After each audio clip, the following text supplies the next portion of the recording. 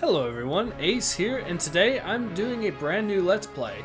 And this time we are going back to 1998 again with Star Wars Rogue Squadron 3D. This is the PC version of Star Wars Rogue Squadron. I actually am using a GOG.com copy. However, I have souped it up. It is actually running at full 1080 and it's even running at 60 frames per second. So let's jump right in, shall we?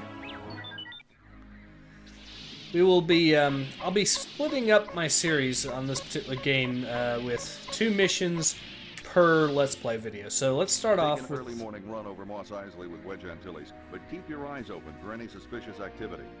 Alright, so let's start off with ambush at Mos Eisley. Simple enough. I guess I might as well go with the default which is spacecraft, which is the T-65 X-Wing, so let's jump right in.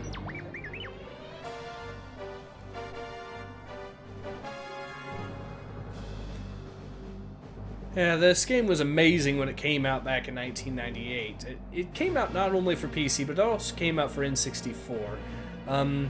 It is notoriously difficult to get running on modern systems, but we'll let the intro play here, of course.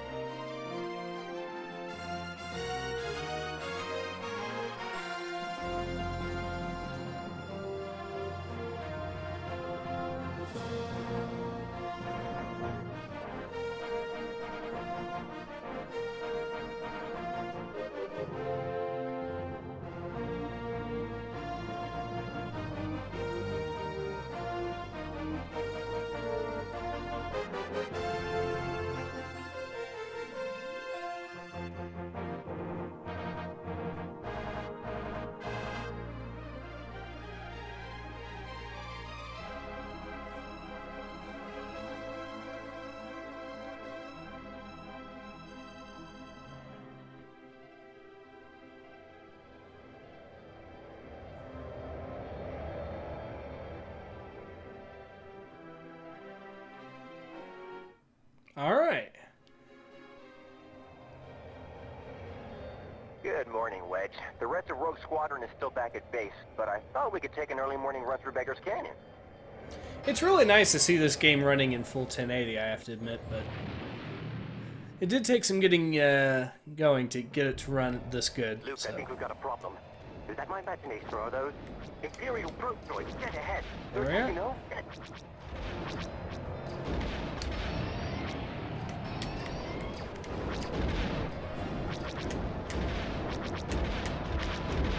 Alright, so we got him.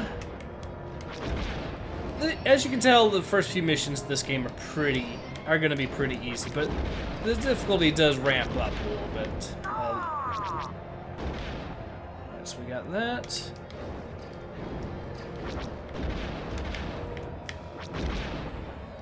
I'm clear, but my sights are down. Alright.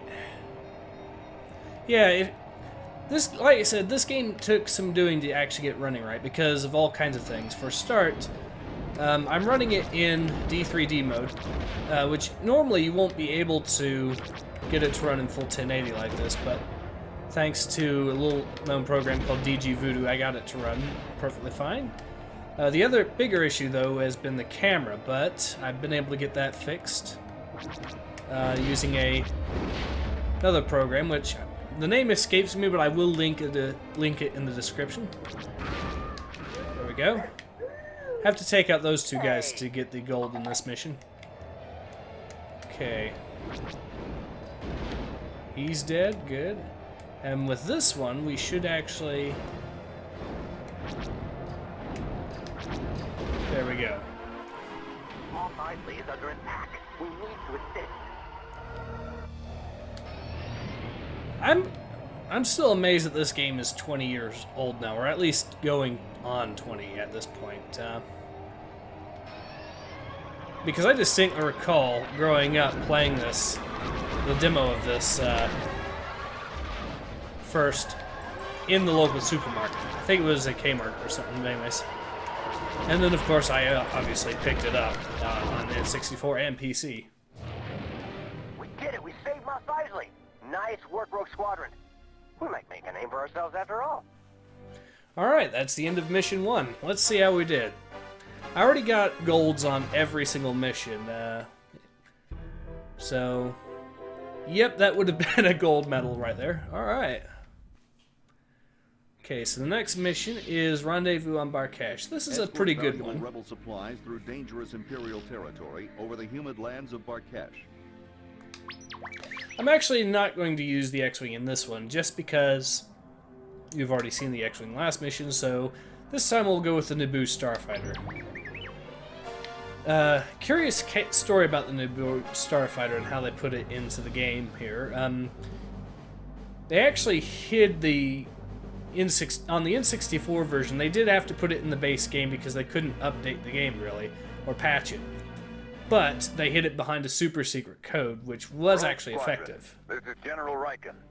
One of our shuttles will rendezvous with a small convoy from local resistance on Barkash, which must first travel through Imperial territory. They carry equipment and supplies vital to the rebellion. Your mission is to rendezvous with that convoy and escort it to the landing zone. Good luck. Alright, so back to what I was saying. Luke, we've already got trouble. Real good. Take your targets and go. So they wanted to hide it from the existence of this starfighter in the game from the public. So what they did was they put it behind a very, very encrypted code. Made it very difficult to unlock in the N64 version. But of course, the PC version, this wasn't actually going to be an option because you, of course, are going to have people just looking at the data files to find out stuff, and that would have gone out that way. So with the PC version, they actually had to patch it in later. They actually had to keep it from being in the base game and then releasing a 1.2 patch that included it. All right, Rogue Group. The supply vehicles have begun moving. Okay, Their escort will follow shortly. Go ahead and take out some of these guys here. The smaller craft are the combat vehicles. Stick with the 5 transports. Commander, this is Riken. There we go. It's imperative you stay with the supply vehicles. Good shooting. Now, of course, the commander says this, but Commander, this is Riken. It's imperative you stay with the supply vehicles. I'm hit, but not bad. granted, this is, of course, an escort mission, but I should have a little bit of time to work with. Just have to destroy this. You know what? Never mind. I'll just skip that. I'm pretty sure I've got enough kills right now to be good to go, I think. And this is why we have to guard them, because these guys will come in and ruin our day if we're not careful. Oh, and we also have to take out the ATSTs. I forgot about that. That's okay. I've got... That guy's dead, that guy's dead. Good.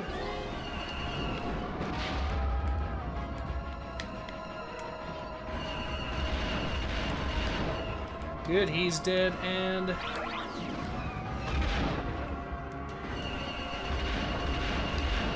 that one's dead too. Awesome. So yeah, like I was saying, and... yeah, but my goodness, the Naboo Starfighter in this game is an absolute beast. It might not have quite as much shields as the X-Wing does, but it still has the R2 unit, which means it can actually regenerate its shields slowly.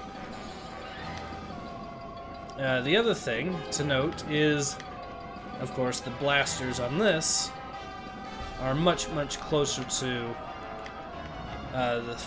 much more closer to the cockpit, which means that your shots at longer range are going to be far more accurate. And it also has more proton torpedoes. And they also start out at Seeker, now the Seeker torpedoes, although that's not much of an issue here because I've already unlocked everything in this game, but yeah.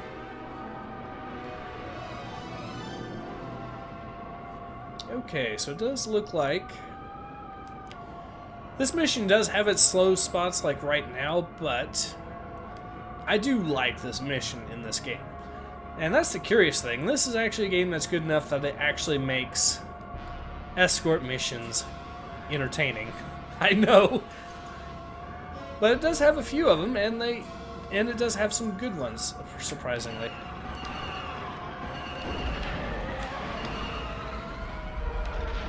Where is he? Where is he? Ooh, there he is.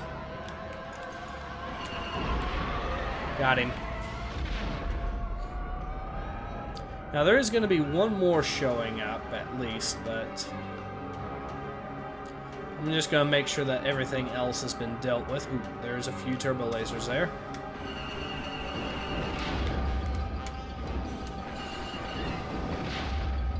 Alright, so far so good.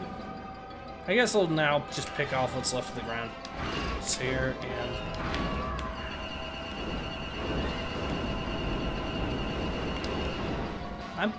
I don't think that thing's supposed to. Okay, well that's the last of the stormtroopers, so we'll just.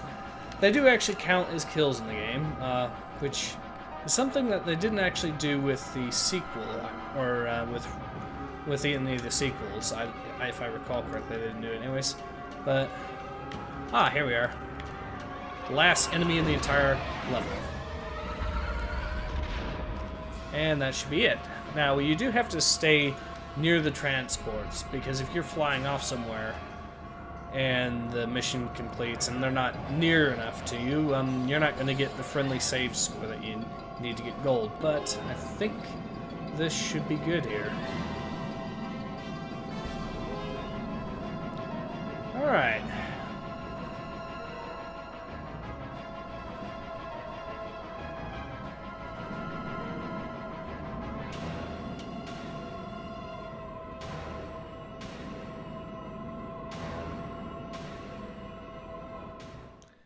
Mission complete. The shuttle is clear. She'll pick up the rest of this cargo. The Rebel Alliance will appreciate those supplies, especially after we lost Yavin base. Now, let's see how we did.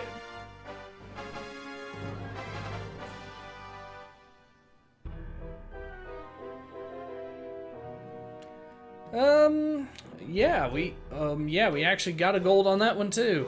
All right. Well, this has been Ace. Hope to see. Time to recover the crew. Sorry. This has been Ace. Hope to see you guys again soon. Take care. Ace out.